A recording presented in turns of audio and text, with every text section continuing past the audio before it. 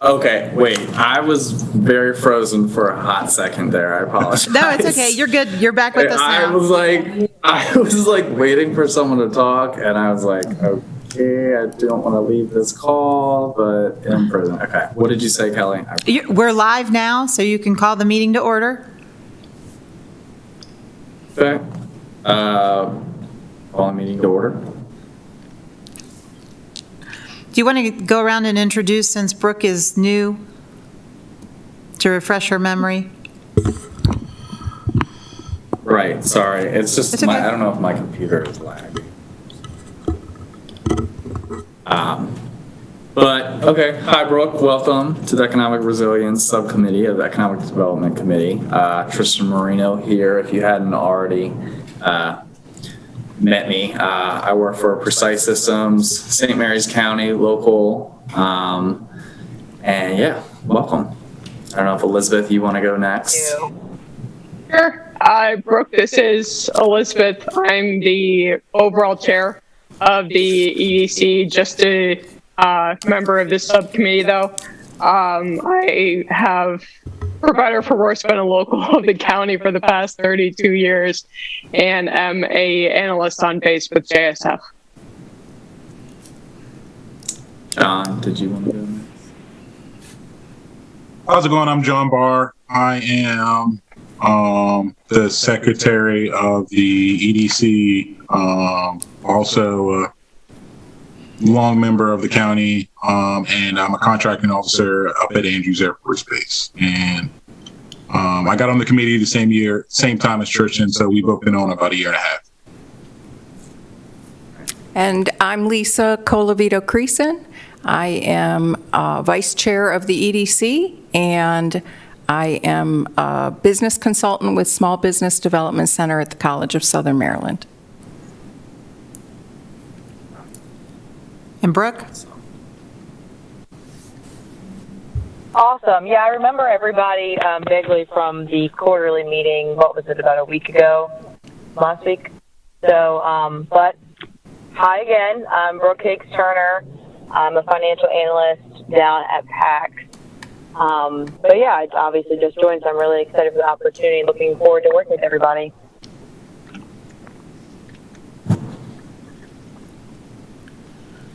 Fantastic. I think that's everyone on the phone, right, Kelly? That's correct. In Yep, person? that's everyone. Yep. Okay. All right. So, with both Lisa and I being on the call, how is one of us note taker, one of us takes the reins? How is that going to work, Kelly? You can duke it out. Which one of you wants to take notes? Lisa looks like she's reaching for a pen right now. Yeah, I have no access to the slides, so yeah. But I can write things down. I just need to find a piece of paper. I gotcha. Yeah, no worries, no worries. Brooke was able to attend our last meeting last week, right? So when we gave the overview of how our last Economic Resilience Committee went, you know, the summary notes that I mentioned, right? Yeah. So everyone received my notes from our last meeting. I sent those out in an email, and then I also attached it to the calendar invite. And I am attempting right now to share them on the screen.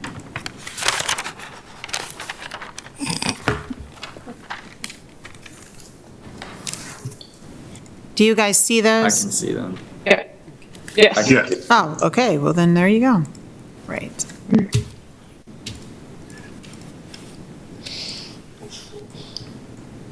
Well, my first thoughts are, Kelly, the next steps with the consultant. That's, I guess, where my first. Yeah, I think probably the best thing to do is if you want to run down each of these to inform Brooke, since she wasn't on the first subcommittee meeting. So Right. maybe go through all of these one by one. If we need to add any detail on any of them based on the conversation this evening, we can add detail, change anything, clarify anything, just making sure that this accurately depicts the conversation from our last subcommittee meeting. And then it can also serve as an education for Brooke, because she didn't come on the committee until after we met. Okay. Well, Brooke, as you can see, and the team as a whole, with what we have here, are us outlining what we think the county might encounter that would be in the form of a major disaster. And we try to focus on areas that would be of higher impact, obviously, with the tier system. So, natural disaster and hurricane. I know we mentioned last time about COVID being a natural disaster, so that's definitely an unpredictable one that could happen. Sequestration and budget cuts, with the base being such a large factor for the economy, obviously, for the county. Anything that would hit there would obviously make a big impact to businesses all around. So budget cuts. And then cybersecurity attacks. Obviously, as we move towards this new age, and especially with all the remote work going on, I'm sure that's just another layer of cybersecurity and being able to stay connected virtually, and why that's important. The next list, tier 2, underlying across multiple tier vulnerabilities, food supply disruption, utility disruptions, redevelopment of retail. I know I mentioned the sort of changing of brick and mortar, not only, in the Southern Maryland region, but, in the country, with increase in e-commerce and online shopping, how that would affect the county and its ability to sustain, these large brands, Sears, JCPenney in the area, and if they would continue on. Geographic vulnerabilities in respect to supply chain or evacuation, obviously that can relate in a way to natural disaster and roads. If roads, personal note, there's like one way into my road right near the Port of Leonardtown, and if the weather is really bad and it floods, then Tristan cannot make it home. Tristan needs a boat. Even in the back way, because sometimes that floods too. What did you say? I said you need a boat to get home. I know, seriously. I don't know if anyone's familiar with that area, the Port of Leonardtown, and, if that floods, and then I have my little Bayside back entrance, sometimes that floods too. I really can't make it home. So it can be pretty daunting in regards to trying to be resilient against these things.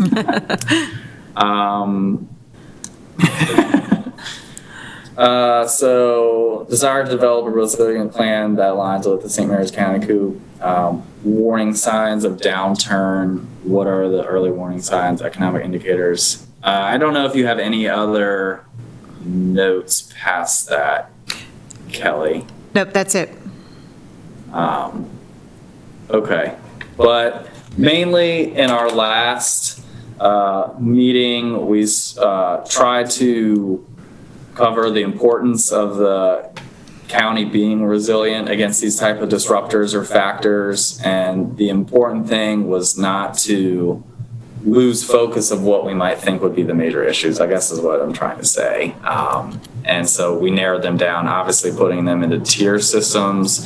It's not necessarily saying we have to go with the top 3 or can't sub something out with what we have in tier 2, but I think I'm correct in saying that we're going to be focusing on tier 1, Kelly. Is that correct? Yeah, I think the thought process was that the 3 identified in tier 1 are the major areas of concern. And the reason that we structured it with tier 2 is that that those disruptors in Tier 1 could lead to would reflect the vulnerabilities in Tier 2. So utilities disruptions could occur as a result of a natural disaster, or they could also occur as a result of a cyber attack. So it was, Right. how do we build resilience against utility disruptions, whether or not they are from a cyber attack or a natural disaster? So there'll be some underlying themes and areas that will be vulnerable across multiple major disruptors. And I would say Lisa wasn't able to be with us, I forgot, I'm sorry, Lisa, for that first meeting either. So I would say if Lisa or Brooke needs more explanation on the major disruptors or the Tier 2 vulnerabilities, or if you have additional input, like maybe did you think about this piece, or should we add something else to Tier 2 that you see could be disrupted, for in the sequestration or cyber attack, so I would just, open it up to discussion if anyone has any questions, or, for the folks that were on the subcommittee, the first meeting, is there anything we missed or that you think needs clarification?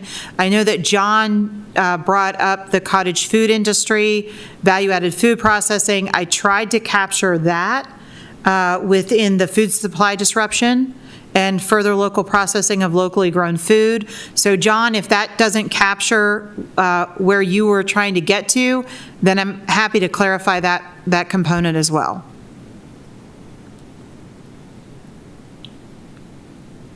Yeah, I mean, it addresses it. Okay. Kelly, refresh my memory. Did we bring up, and this might be more something for the Tri-County Council, but did we discuss the possibility of things at the nuclear power plant going awry last time? We did discuss that, Elizabeth, and if you want me to specify that within one of those Tier 2, or if you believe that belongs in Tier 1? Well, I guess I know it's, an outline thing, but I'm trying to remember if I think we agreed to file it under natural disaster, but I can't quite remember. I believe that was the process to think about that as a natural disaster. And then also part of the vulnerabilities was the geographic vulnerability. So, the nuclear plant being to the north of us, if people need to evacuate south of us, we're going to be the best routes that they're going to take in that event. Okay. And I can add that to natural disaster / hurricane as an example as we move through the process. Sure. Yeah. Okay. Yeah. Wouldn't that be a Tier 2? So I guess this is, I mean, it could be created by any of the Tier 1s. Well, not the sequestration, but the cyber attack, natural disaster, hurricane. with what happened with the fuel shortage in the country. Beg your pardon? I think you can Like with the fuel shortage that happened in the country. Cyber attacks. I think you can think of it either way. If you think it's high enough priority to identify under a natural disaster, or if it could be an underlying vulnerability that would be caused by a cyber attack or a natural disaster. We could address it either way. That's a good point. That's tough to say what it would fall into, or it could be the result of, I hate to say it, but of international terrorism. Yeah. In and of itself, it doesn't, it's not necessarily the result of a cyber attack, but it could be precipitating something or the result of a precipitating event. Yeah, and if we were going to categorize it between major and minor, I suppose it is pretty major if it happens. Yeah. I mean, it could be one of those things that, the Tri-County Council already has a plan covered and we're just unaware of it. I'm not sure.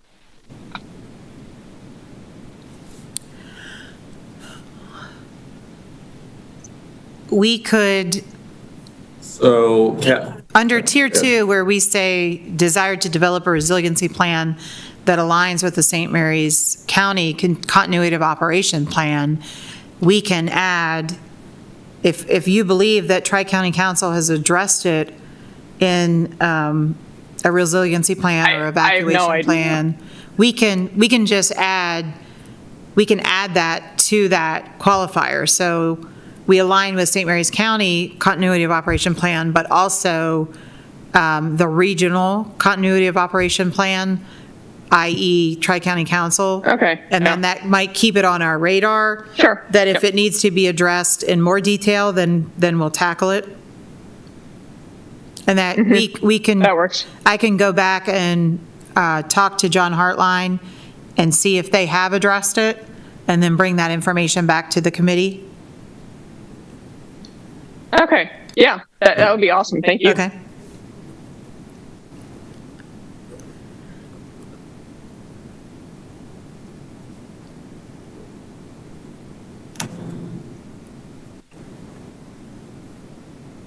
So I guess this gives us an opportunity to add any additional things to the priority area list. I don't know if Elizabeth or John or Lisa or Brooke had any additional things to add or things we need to put in the major disruptors that aren't up there.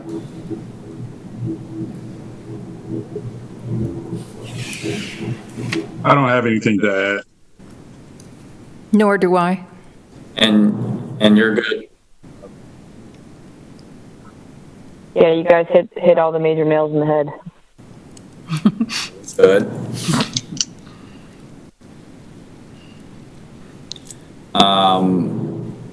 Kelly, what would you recommend being our next focus area if we're all in agreement with major disruptors, and then obviously tier 2 sort of could be multiple of those? What would you recommend our next steps being? The next steps, if we're all in agreement with this, I can develop a scope of work for the consultant. We also need to, like I mentioned before, we also need to work with the new initiatives subcommittee to see if there's anything from them that bubbles up to the top that we can address with the consultant as well. And there could potentially be some crossover of new initiatives with economic resilience. So we want to make sure that we're tackling those together if there is any crossover. And Catherine Stormont is actually in the room tonight. And when does your committee meet? August 18th? August 18th. Okay, so their committee will meet for the first time on August 18th. So what I will have for you all is kind of a partial scope of work that you can review to include adding any key areas that the new initiatives group fleshes out, to be able to get that RFP out on the street as soon as possible. I think realistically, middle of September, to actually get that out. The only other thing I would say is I'm not sure the date of our next meeting, but if there is any area within those major disruptors or the tier 2 vulnerabilities that you want to specifically talk about, maybe to dig into more before we get a consultant on board, maybe that's how we utilize our next meeting, because we won't have a consultant on board by the next meeting. We can, Right. we can review the scope of work, but we could be, gathering information and insight in any one of those areas at our next meeting. And could I just add, my inclination is to research what has already been addressed on this list there's got to be plans already in place on much of this. So I would think that some research would be a good idea. There is, and we have provided some links to some updated SEDS and economic resilience. There are some great videos by the EDA on economic resilience. So I would say definitely go back and review them between now and the next meeting. And we can always, in the next couple of weeks, if there's an area where you want additional information, we could put together maybe some subject matter experts for our next meeting, which is August 25th. So we're a month away from our next meeting, so it would be great to be, like Lisa said, researching, reviewing the documents that you have on economic resilience, reviewing the EDA requirements for a chapter on economic resilience.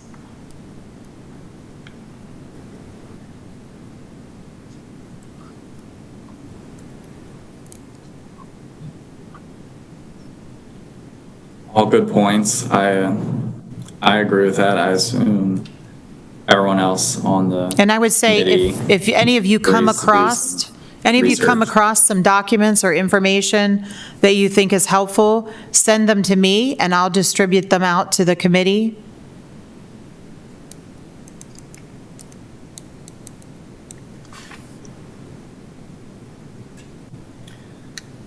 Kelly, are we going to continue to update the EDC every time we have a meeting? Is that going to be happening? Well, the next EDC meeting is going to be October, the end of October. So we'll update them on everything we've done between their last meeting and their next meeting. So we'll have met 2 or possibly 3 times before they meet again.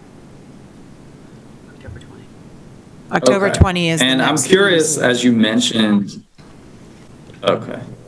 And I'm curious because you mentioned how the other subcommittees, the new initiatives, for example, how they're going to be working on their own pieces and how we would align in a way before that, if that makes sense. Or will you kind of be mitigating that? Can you repeat that, Tristan? The other subcommittees are going to be sort of working on their topics as well. And you mentioned the new initiatives committee is going to be cleaning things out. So how would we know what they're exactly working on, if that makes sense? Yeah, If so- you want us to kind of work Right. together. So Does that make sense? Yes, no, it does, because we've had a lot of internal conversations about the synergy, the crossover, the connection between the subcommittees. And, the last thing we want is our 2 subcommittees working on exactly the same items. So number 1, Elizabeth is on all of the subcommittees as the chair of EDC. So Good. Scoop over. So she's going to have her ear to the ground on everything that the subcommittees are working on. I will be involved in every one of the subcommittee meetings. Chris has intention of being involved in all of the subcommittee meetings. So there will be eyes and ears that are the same across all 3 subcommittees. The other internal conversation we were having is to have the subcommittee chairs come together and just do a kind of a quick status check update independently of the committees, just to, bounce off ideas, talk about what you're all working on. Because I think what your concern is, Tristan, is it's going to be another 2 months before the EDC is updated again, so before you hear from your other subcommittees. So we have talked internally about getting the chairs and co-chairs of those subcommittees together to have a conversation about, where you guys are headed on each of the subcommittees. That's exactly what I was thinking. Okay. Just because I didn't want us to, no, yeah, that's exactly what I was thinking, just because if there's information that was useful for us that they had already worked on, or we didn't want to be doing the same exact thing, it made sense. Right. But We don't want we have anyone to our duplicate insight. work. Yeah, you're That's- right. Right. So that's exactly what I was getting at. But I would say we have to let all of this, But, let okay, all of the so- subcommittees meet first, and then we'll get all of you chairs together. As you're ahead of the game, Tristan, this is I your agree. second I think meeting. that's a good idea. We mentioned that last time. Guys, I wish the best of luck to these other committees. Honest. Elizabeth, what's going on? Yeah. Yeah, we haven't even had a quorum yet, so hopefully next week. My thoughts, Kelly, you just, the notes you had up, I was just about to say. Do you want me to put them back up? Sure. I was just about to say that it might be beneficial to the group if we kind of divide and conquer on each of a major tier. What are y'all's thoughts on that? If we really hone in on, cyber attacks or natural disasters, and kind of, if we want to do that independent research on the back end and make ourselves subject matter experts on a particular disruptor, I think that could be beneficial after, closing this meeting, just so we're coming back. Yeah, I I don't know think what y'all's that's a great thoughts are. idea, because otherwise we're talking about a term paper here. So, John, Brooke, what are your thoughts on, dividing up the disruptors and doing our own, relating them to how the county could be resilient? I'm game. So I yeah, think it's just a good- dividing. Oh, go ahead. Sorry, I said I'm game. I think it's a good idea. Okay. Yeah, I agree. Just yeah.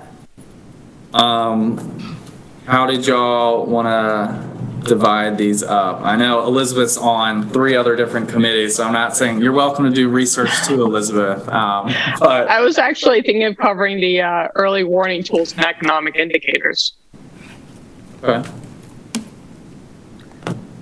and geographic vulnerabilities.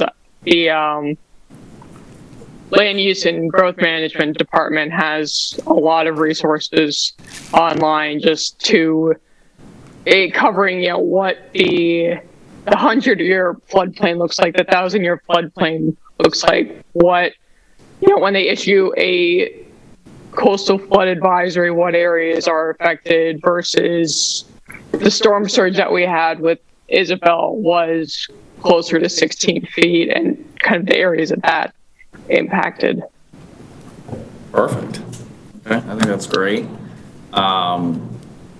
John, what would you like to do a little research on? I'll take cyber attacks. Take a stab at that. Cyber attacks. All right.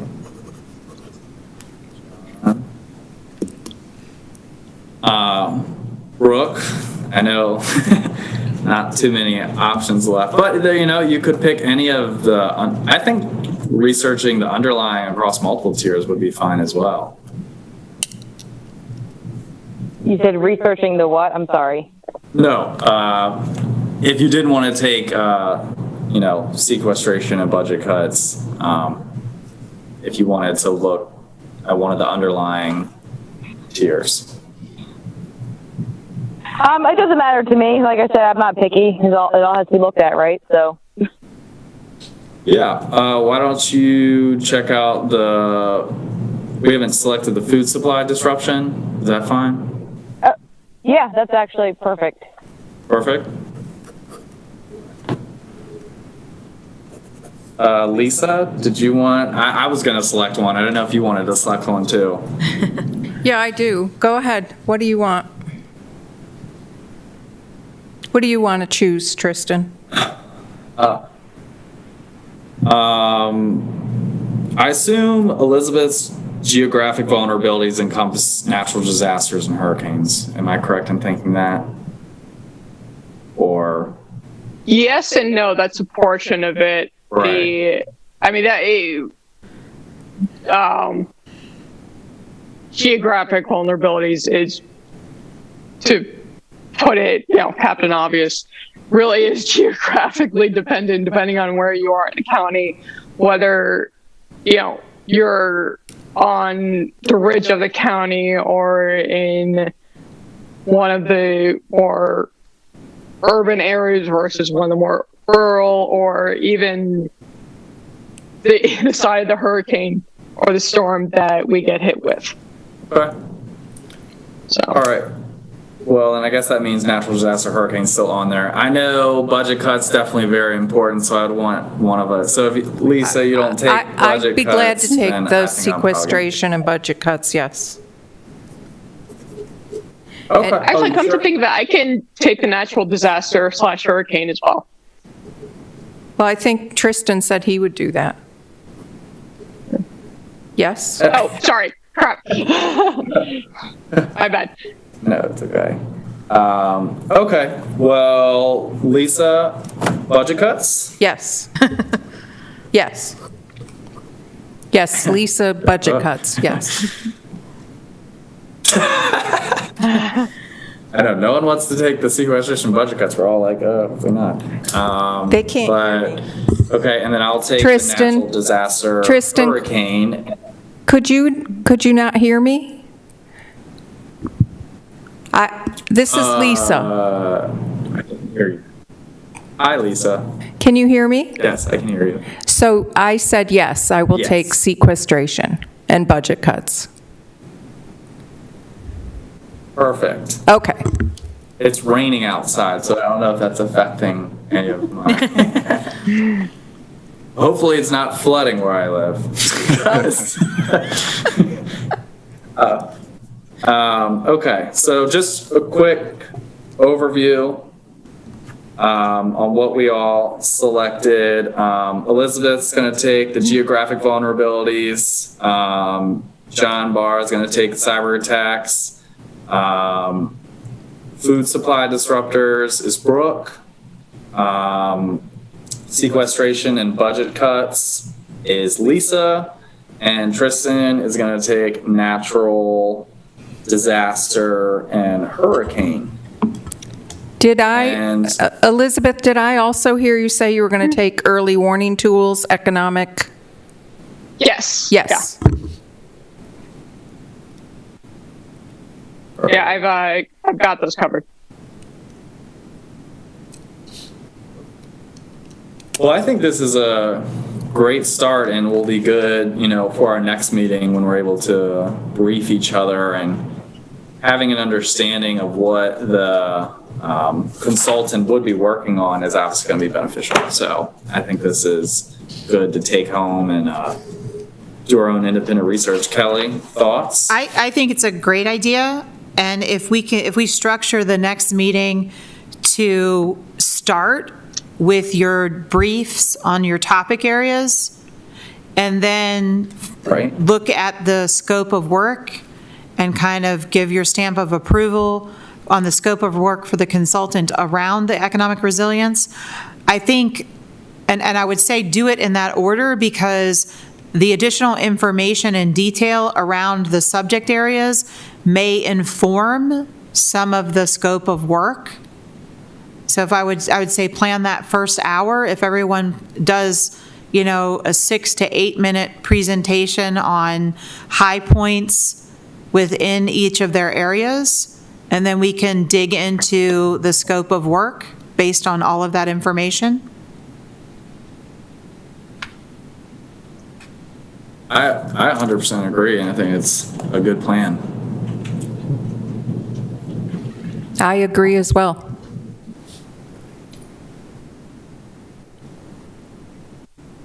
So taking into our next meeting, we'll have our briefs on the research we're going to be doing. And then obviously it'll lead into us building out the scope of work and where that area is for the consultant.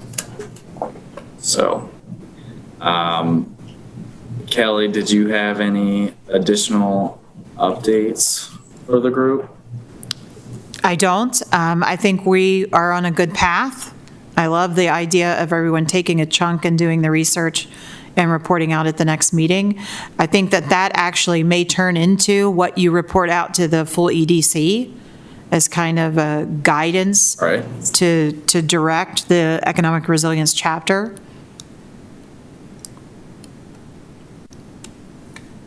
I would agree. One of the things about having those, quarterly meetings is there's that gap of time. So it's nice that as a subcommittee, we're going to be able to meet more frequently. Right, yeah, you can meet multiple times before the next EDC quarterly meeting. The only other question I would pose to you all is, do you want to do the next meeting 100% virtually, or do you want to do it 100% in person? And you can think about that. Regardless, it would have to be in the commissioner meeting room at the government center.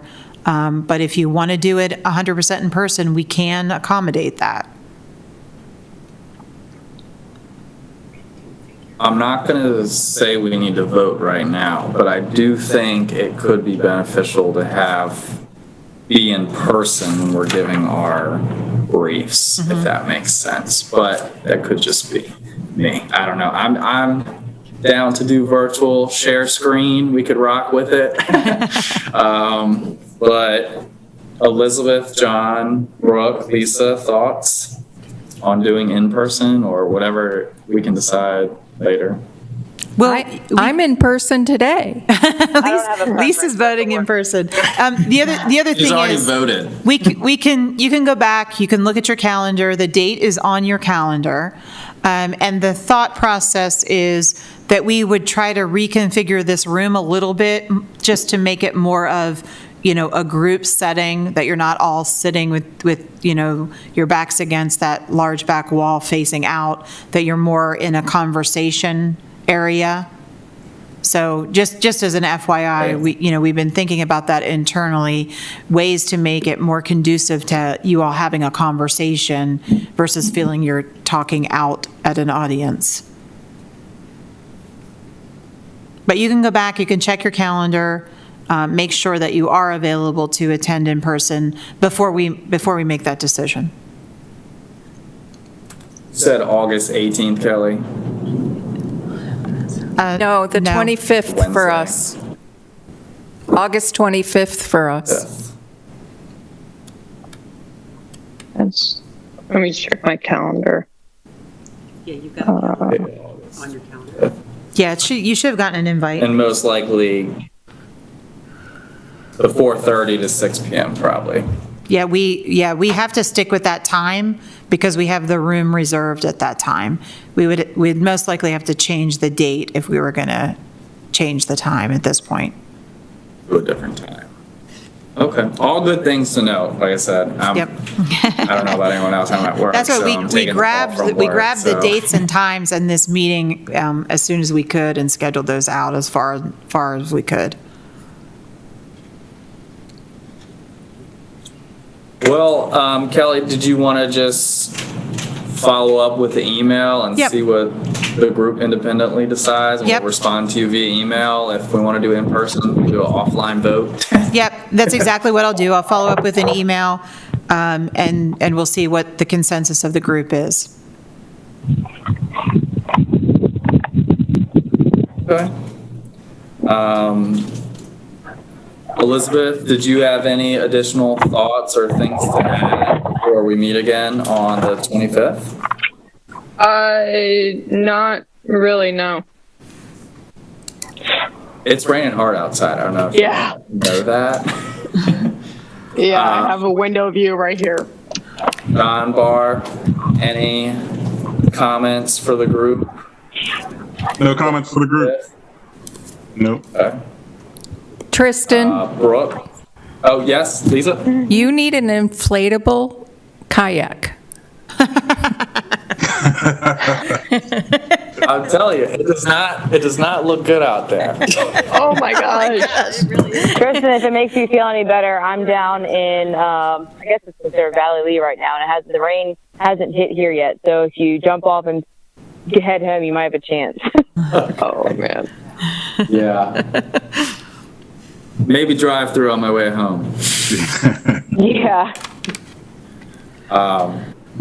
But speaking of Brooke, did you have any, welcome to the group, obviously, again. We look forward to hearing your brief. But any comments, questions for us that we hopefully can answer? No comments and questions at the moment. Like I said, I'm kind of just taking it all in right now. So. All right.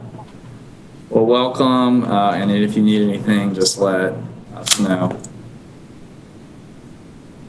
Awesome. Thank you. Lisa, fellow co-chair, Yes. any comments, questions? I think the group is on a good track. I agree, and I have notes from today, so I'll type them up and I'll send them to Kelly. Perfect. Fantastic. Kelly, I'll just ask you again. I'm good. Any thoughts, further addition? I'm good. The only other thing I would You're say good? is, All I right. think there are some links and some resources, Brooke, that you did not get because you just came on the EDC, and I will follow up with you individually and make sure you get those resources. Thank you. I appreciate it.